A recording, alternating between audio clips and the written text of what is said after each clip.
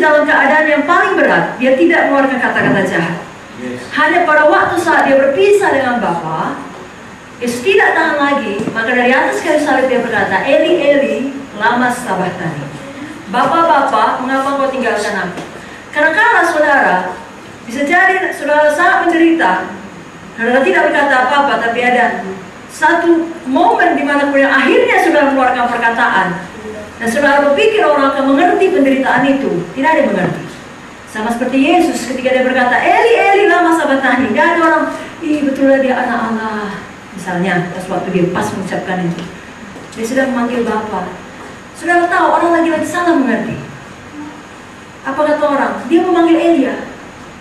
Yuk kita lihat, yuk. Apa nanti Elia datang menyelamatkan dia? Jadi anak-anak Tuhan, kalau disalah mengerti, maju ke sana. Haleluya. Yesus lebih dahulu mengalaminya. Amen. Tahukah saudara apa berkata Yesus mengenai semua orang itu? Ya Bapa, dalam Lukas 23:34, ya Bapa, ampunilah mereka, sebab mereka tidak tahu apa yang mereka berbuat. Nah, kalaupun ada orang dengan sengaja membuat saudara menderita karena saudara mengikut Yesus, kalau mereka memang belum mengerti, saudara berdoa seperti Yesus, ya Bapa, Amin. ampunilah mereka, mereka belum selamat, keluarga saya ini belum selamat, orang tua saya ini belum selamat, pasangan saya ini belum selamat, anak saya ini belum selamat. Mereka tidak tahu apa yang mereka berbuat. Tapi sebaliknya, kalau itu datang dari sesama anak Tuhan yang memang iri hati seperti saudara-saudara Yusuf, dengan sengaja mau membunuh Yusuf, dengan sengaja mau menghancurkan Yusuf, saudara tidak usah ganti doa saudara, tetap katakan, ya Bapa, ampunilah mereka, karena mereka tahu betul yang mereka berbuat. Tapi intinya, ampunilah mereka. Amin. Katakan amin. Amin. Sekali lagi, kenapa?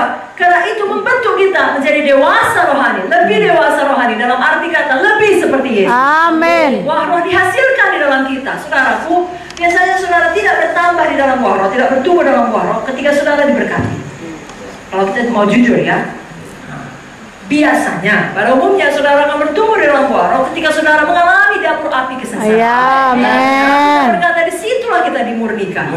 Sama seperti emas, kalau dia tidak 24 karat, dia dilebur dalam api. Maka kalau dia 16 karat, maka sisanya yang lain, semua sanga, semua kotoran, semua yang bukan emas akan naik ke atas. Impurities, ya, itu akan naik ke atas, akan ketahuan. Di mana? Di dalam dapur api kesengsaraan.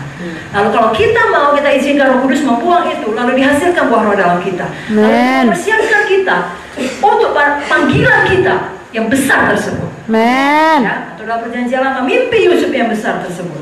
Dituliskan dalam Mazmur 105 ayat 17, diutusnya seorang mendahului mereka, Yusuf yang dijual menjadi budak.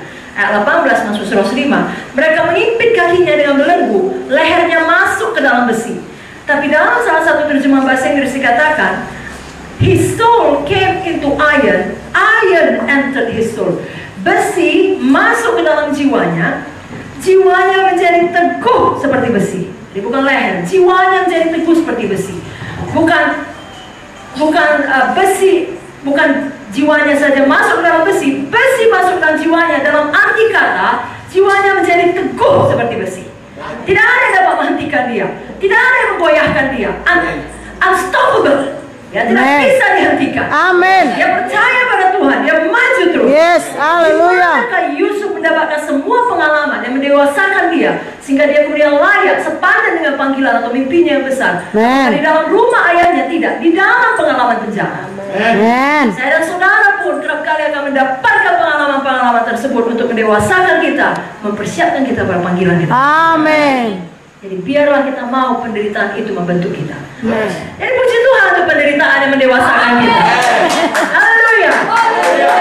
Seperti Yusuf pada waktu Tuhan diangkat Tuhan tinggi, saya percaya semua bapak, ibu, bapak, kakak diangkat Tuhan tinggi. Amin. Haleluya. Yang ketiga, masih mau yang ketiga? Amin. Sedikit lagi. Penderitaan kita akan justru menjadi kesempatan membuktikan integritas kita. Amen. Kalau Yusuf tidak pernah dijual dan menjadi budak dan tetap bertahan mengikut Tuhan, orang-orang tidak akan pernah mengenal Yusuf sebagai seorang yang tangguh. Ya. Dia akan dikenal sebagai anak manja, pemimpi, Ya. bermulut besar. Justru penderitaan itu membuktikan siapa dia sebenarnya. Amin. Sama seperti spons, banyak orang salah mengerti mengenai saudara sampai saudara melalui dapur api penderitaan. Lalu orang tahu, oh sebenarnya dia begini. Jadi itu jadi kesempatan bagi dunia untuk melihat Yesus di dalam saudara. Amin. Ya kalau spons, katakanlah spons itu warna kuning ya, untuk mandi biasanya banyak spons-spons berwarna-warni. Kita beli yang warna kuning, lalu kita masukkan air putih, kita biarkan dia menyerap aqua tersebut, kita diamkan sesaat.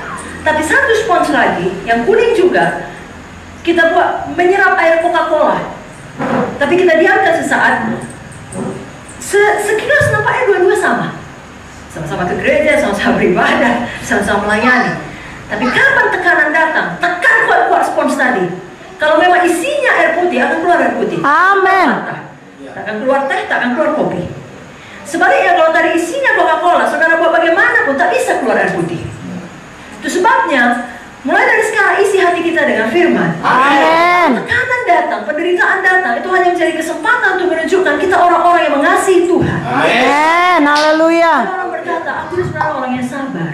Tapi karena ditekan seperti itu, maka aku marah. Makanya aku ngamuk. Kalau aku nggak digituin, tanya pernah aku ngamuk. Tanya pernah ada cakap keluar kotor atau keluar jahat. Orang baiknya aku. Itu tidak betul. Memangnya dia pemarah. Haleluya. Ya, ada kekotoran. Lalu Haleluya. ketika ada kesempatan mengeluarkannya, ditekan dia keluar yang kotor. Haleluya, betul. Tapi itu ada baiknya, sehingga kalau saudara mau rendah hati, saudara mengakui, kupikirnya aku setia, rupanya enggak.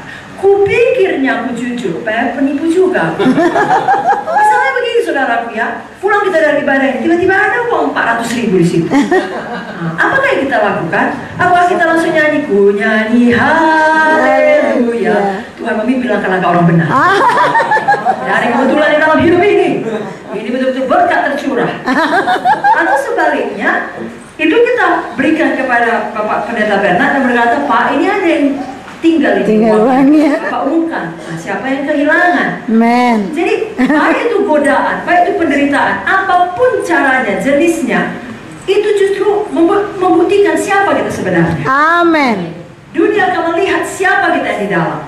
Dan sekali lagi kalau ternyata yang keluar tidak baik, mari kita rendah hati dan mari kita bertobat. Haleluya. Amin saudaraku. Haleluya. Yang mau